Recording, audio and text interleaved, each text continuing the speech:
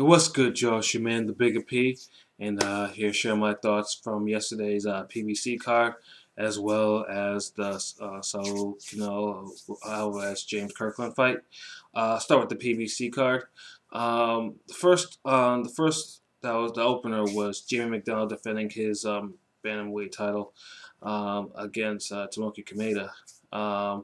Originally, I believe it was supposed to be a unification because Kameda was also held a belt, but I think he held the WBO belt, and they wouldn't let him go through with the unification. So pretty much, so now it was just Kameda just trying to actually take McDonald's belt. Pretty much, I expected this fight overall just to be McDonald just coming over to America and pretty much jobbing his title to Kameda, whether it be by decision or a knockout. And I thought that was going to go that way, especially after the third round. Kameda landed that beautiful overhand right. And I thought, okay, a couple more of those, and McDonald was out of there.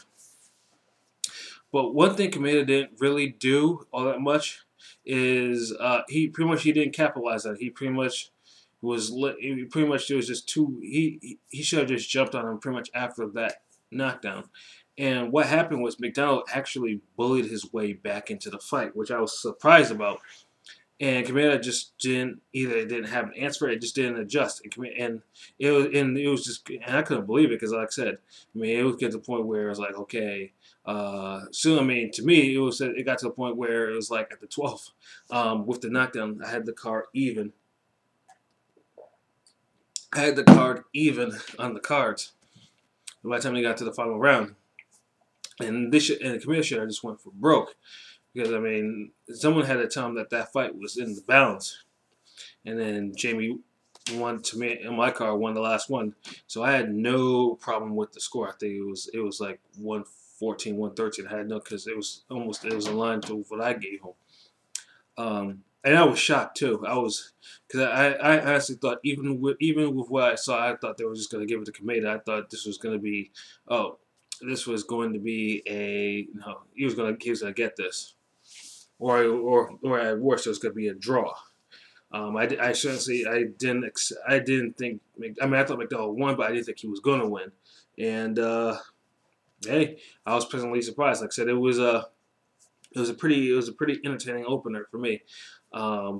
But I have to give my props to Jim McDonald for the determination coming to America in his debut, and actually fighting and bullying back, to actually to keep his title. So my hat's off to that. Kameda, this was his first defeat. Hopefully he learns from this, and hopefully that he learns that you can't just cruise. You can't just cruise in any fight. Once you do knock, you gotta try to put him away. You can't just be cruising and letting your opponent outwork you and try and find his rhythm.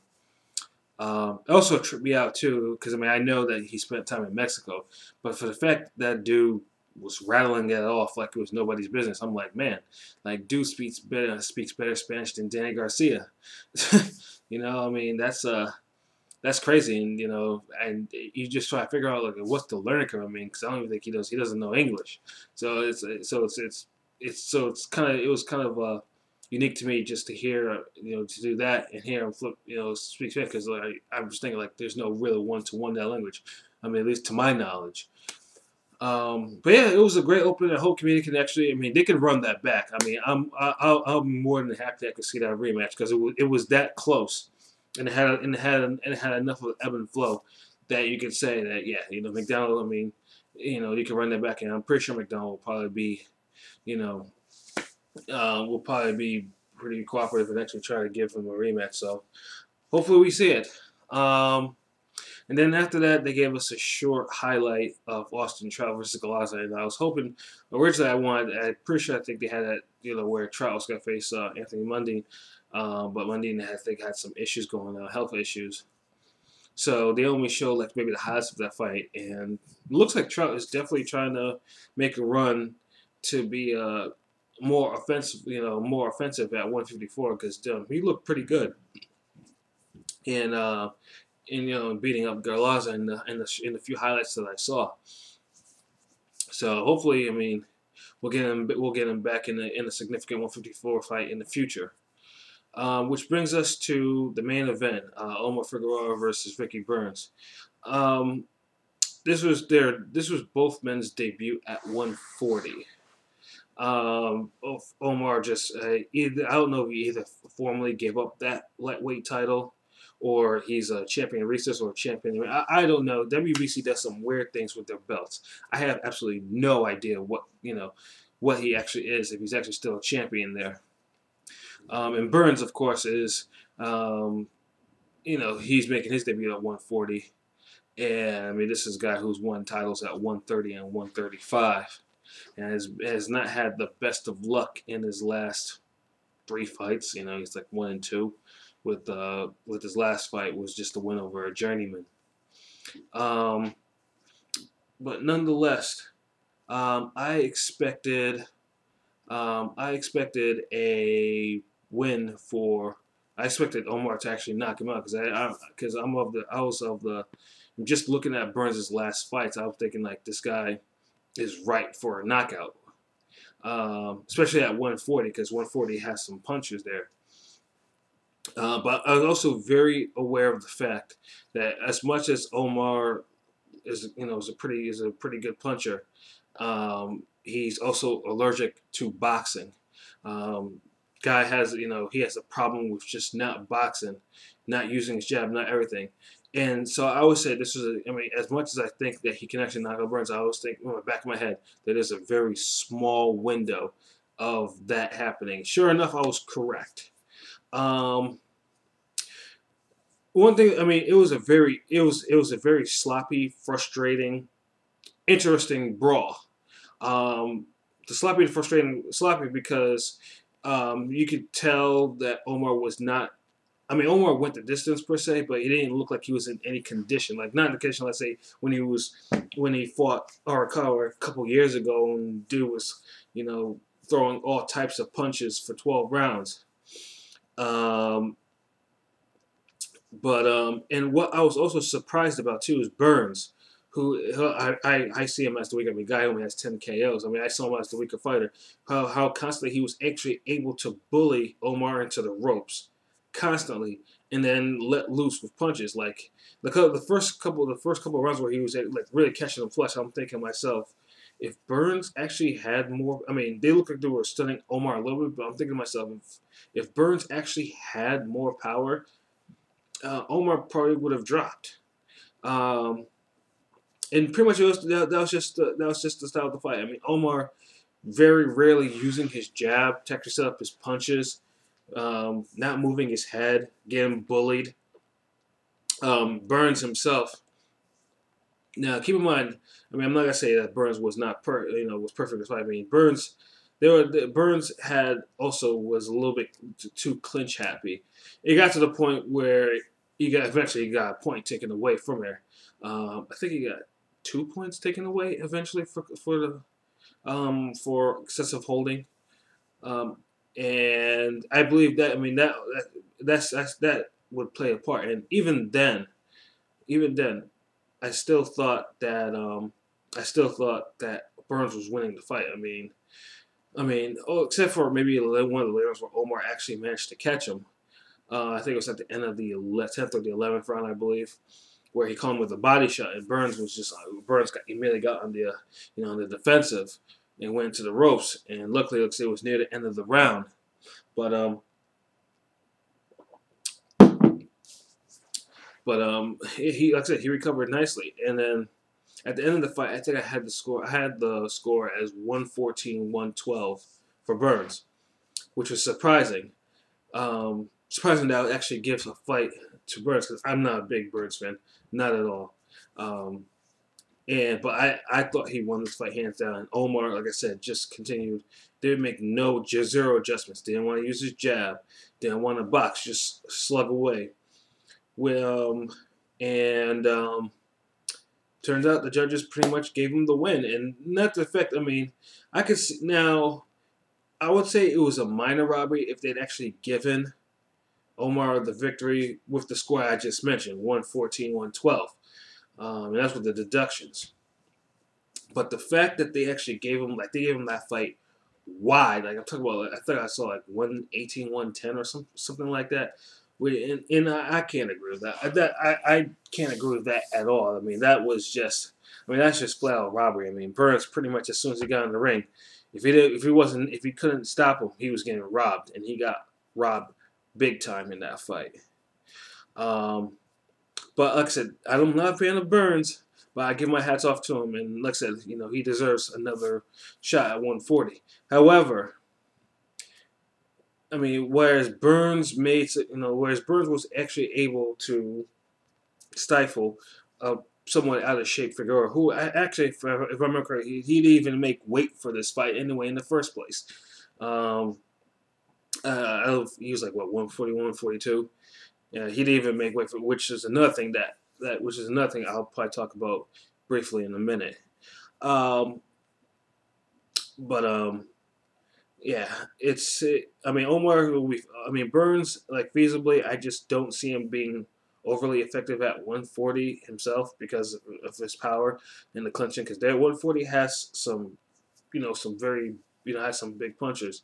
I just don't see him tying up somebody like, let's just say, I mean, maybe a Herrera, or a Matisse or a Provodnikov, or or Crawford. Well, actually, he'll never beat. I don't think he'll ever beat Crawford. He didn't beat him at 135. He was not going to beat him at 140.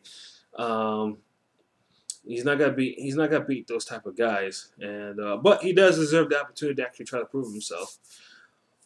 As for Figueroa, I just don't see. I just don't see a long career for him. What he needs to do for us is to get in the gym and go back to 135 and make your way, get a dietitian or whatever, and stay at 135 for at least a couple more, a couple more fights, defend that title. Because if he stays at 140, he's food, and I'll bet you anything that the way he fights will finish him faster. It will take him out of his prime, which I'm thinking is going to be shortened more faster than his hands. His hands, I mean, I know he mentioned his hands will sore afterwards, but his brain is even going to be sore once he starts. Once they if they put him in with any of the 140 cats who can actually punch or have no problems trading with him. I just don't see a long career for this guy. It all depends on what's going to go first, his prime or his hands. To be continued, I guess. Which now brings us to the card that was on HBO, James Kirkland versus Saul, Canelo Alvarez. Now there was a supporting undercard fight that was supposed to be televised. It was supposed to be Frankie Gomez versus Humberto Soto. But for whatever reason, Gomez decided to come, show up 8 pounds overweight. 8 pounds overweight. How does a professional fighter have the nerve to come to his fight, go to win, 8 pounds overweight? Like, seriously, like, what are you doing? And this is the thing, too. Like, I also mentioned that Figueroa didn't make his weight either. And this is a trend in boxing that I don't like.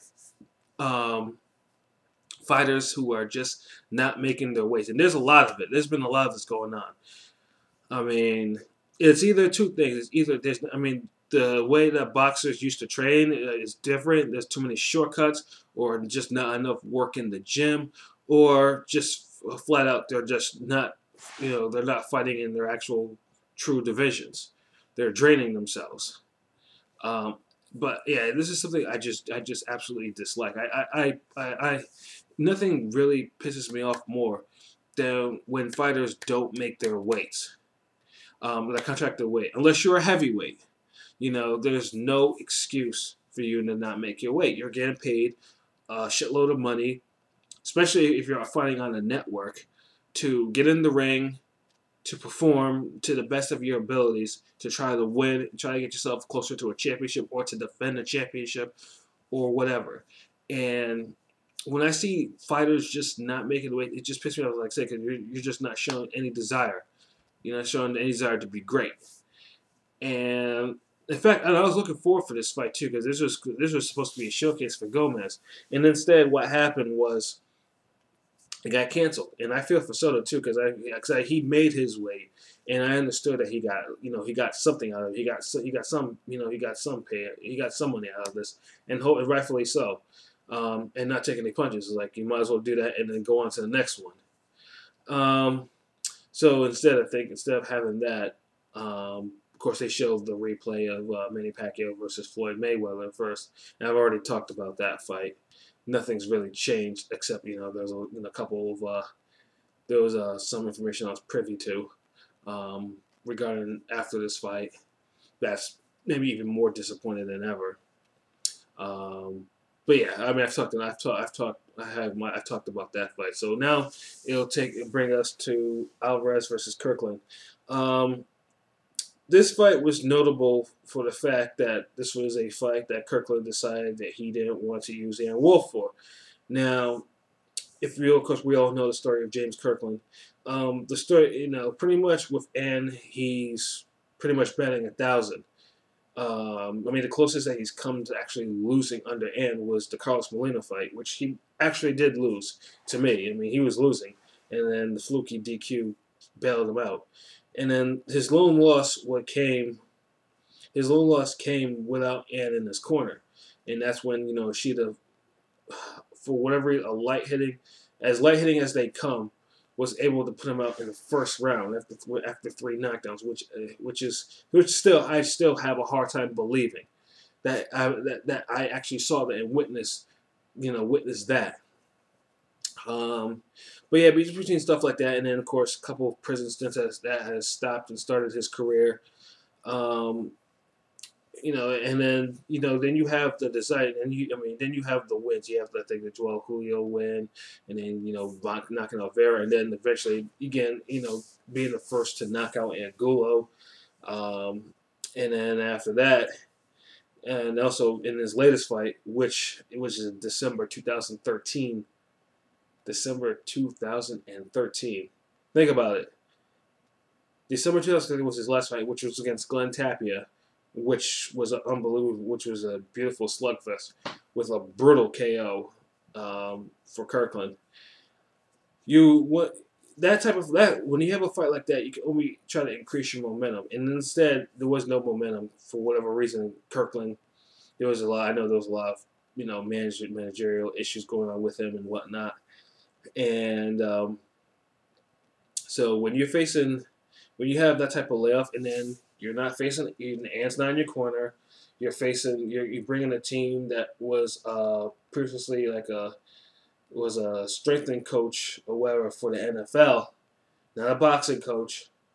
You pretty much just recipe for disaster, and you haven't fought in almost 18 months. It's just a pure recipe for disaster.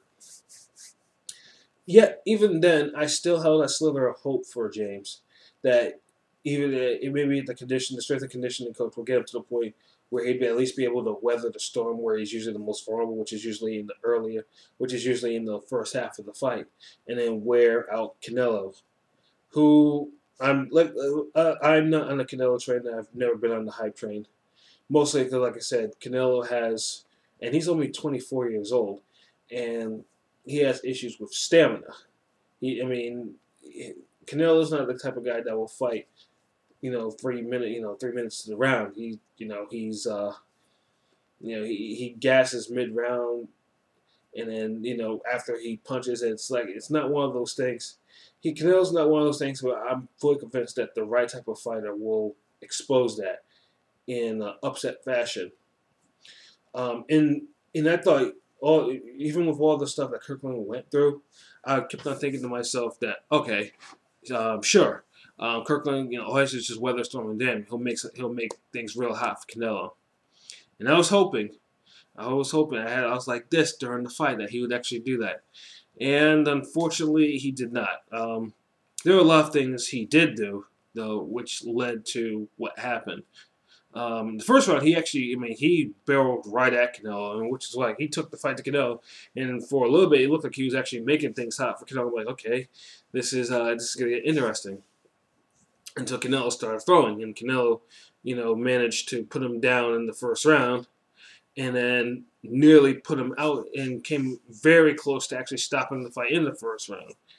Um, yeah, I don't know what James. I mean, James' plan was literally to just throw punches. It was just no defense. He was just, and then and this would be his downfall because what happened was now Canelo started really letting him have them body punches. So when you start to get hit with the body, you're like, okay, I gotta go, I gotta go hunch over. I got to, make sure not to, not to get, not to leave my torso exposed.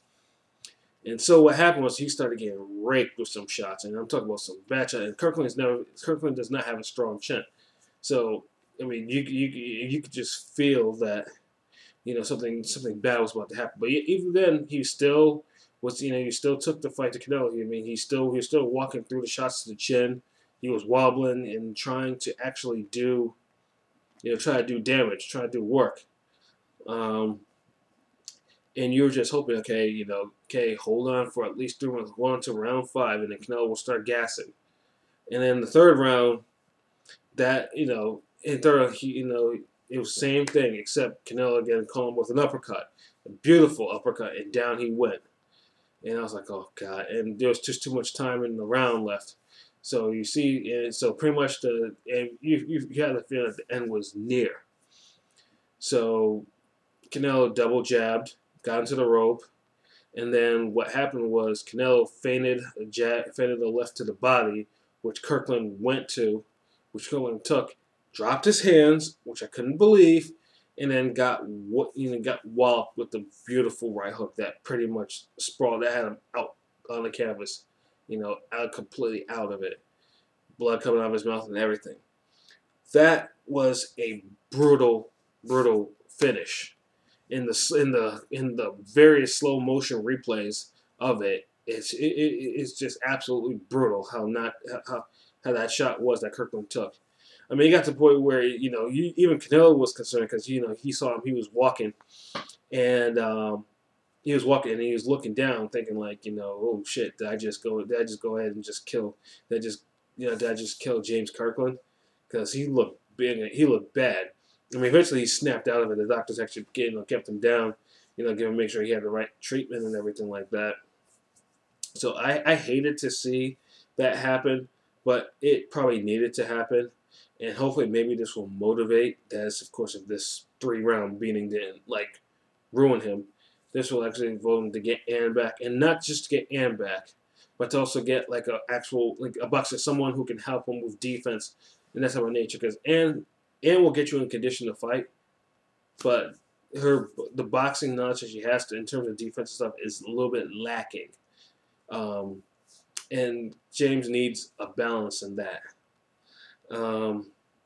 As for Canelo, I mean, nothing more to say. He scored a violent knockout.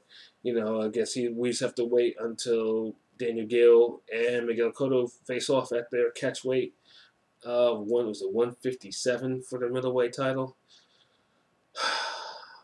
Catch weights, I hate them. So yeah, I mean, like I said, it was. I mean, I wish that fight would have went on a couple more rounds at least. But I can't argue with that. Canelo did what he had to do. Canelo adjusted to the pressure. He broke him down to the body and then dished it out and then put him out. I can't disagree with this. I mean, that was a very solid performance. So yeah, those are my thoughts about the fight, about those fights. And yep, until next week, I think Triple G's on the horizon. Triple G versus Monroe. So yep, until then, all right, peace.